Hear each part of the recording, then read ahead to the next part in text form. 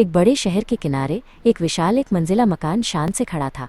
इसमें एक अमीर परिवार रहता था जिनके लिए बारिश का मौसम खुशियां और सुकून लाता था। वे अपनी छत पर खड़े होकर बारिश का स्वागत करते थे। ठीक उनके सामने एक छोटी सी झोपड़ी थी जहां एक गरीब परिवार रहता था। उनके लिए बारिश का मौसम मुश्किलों का अंबार लेकर आता था। उनकी झोपड़ी में पानी भर जाता था और उन्हें घर के अंदर ही चूल्हे पर खाना बनाना पड़ता था। बच्चे पिंकी और मोनू बारिश में नहाना चाहते थे, लेकिन घर की हालत और काम की वजह से वे ऐसा नहीं कर पा रहे थे। मच्छरों के कारण वे बीमार भी पड़ने लगे थे, जिससे उनके माता पिता ध्रुव और आशा और भी परेशान थे। एक दिन अमीर परिवार की पड़ोसन शीला ने इस गरीब परिवार की दयनीय स्थिति देखी। उनका दिल भर आया और उन्होंने मदद करने की ठान ली। शीला ने अपने बेटे मोहन से बात की। मोहन एक दयालु युवक था और उसने तुरंत गरीब परिवार के सभी सदस्यों के लिए नौकरी का इंतजाम किया। इससे उनकी आर्थिक स्थिति धीरे धीरे सुधरने लगी। जब पिंकी और मोनू की तबीयत ज़्यादा खराब हुई तो शीला ने उन्हें अपने घर में रहने के लिए जगह दी। शुरुआत में सुमन, अमीर परिवार की बहू, को ये पसंद नहीं आया और उसने बच्चों के साथ थोड़ा बुरा व्यवहार किया। एक दिन सुमन की तबीयत खराब हो गई। पिंकी ने बिना किसी हिचकिचाहट के उसकी मदद की और उसकी देखभाल की।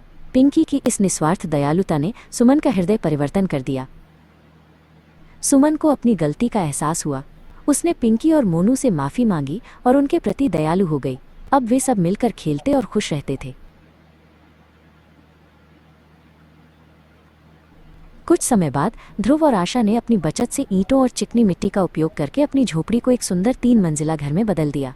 अब उनके पास रसोई और रहने के लिए पर्याप्त जगह थी।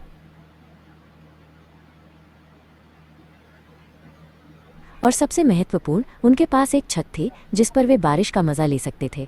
कहानी वहीं खत्म हुई जहां से शुरू हुई थी। पिंकी और मोनू अपनी नई 3 मंजिला झोपड़ी की छत पर खुशी खुशी बारिश में नहा रहे थे। अमीर परिवार का बच्चा रोहन भी उन्हें देखकर उनके साथ खेलना चाहता था।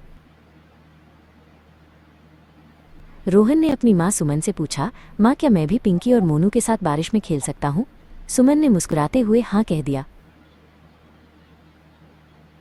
रोहन दौड़ता हुआ पिंकी और मोनू के पास पहुंचा। तीनों बच्चे एक साथ बारिश में भीगने लगे। उनकी हंसी पूरे मोहल्ले में गूंज रही थी। शीला और मोहन भी ये देखकर बहुत खुश हुए। उन्होंने देखा कि कैसे एक छोटी सी मदद ने 2 परिवारों को करीब ला दिया था। अब हर शाम बच्चे नए घर की छत पर मिलते और खेलते थे। कभी वे तारे गिनते तो कभी कहानियां सुनाते। ध्रुव और आशा का काम भी खूब चल रहा था। मोहन ने उन्हें एक बड़ा ऑर्डर दिलवाया था जिससे उनकी आय और बढ़ गई थी। अब वे अपने घर में और भी सुधार कर पा रहे थे। उन्होंने एक छोटा सा बगीचा भी बनाया जहां रंग बिरंगे फूल खिलते थे। आशा ने आसपास की महिलाओं को सिलाई कढ़ाई सिखाना शुरू किया, जिससे उन्हें भी कुछ आमदनी होने लगी। सुमन भी अक्सर पिंकी और मोनू के साथ समय बिताती थी। वो उन्हें नई नई किताबें पढ़कर सुनाती और उनके साथ चित्र बनाती थी।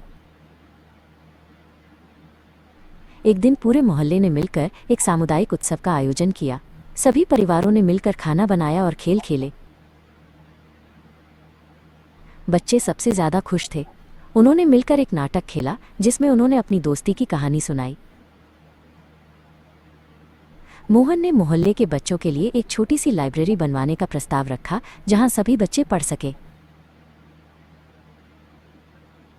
सभी ने इस विचार का समर्थन किया और जल्द ही लाइब्रेरी बनकर तैयार हो गई।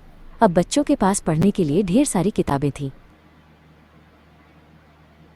शीला और सुमन ने मिलकर मोहल्ले की महिलाओं के लिए स्वास्थ्य शिविर का आयोजन किया, जिससे सभी को फायदा हुआ। ध्रुव और आशा ने अपने अनुभव साझा किए कि कैसे एक छोटे से बदलाव ने उनके जीवन को पूरी तरह से बदल दिया।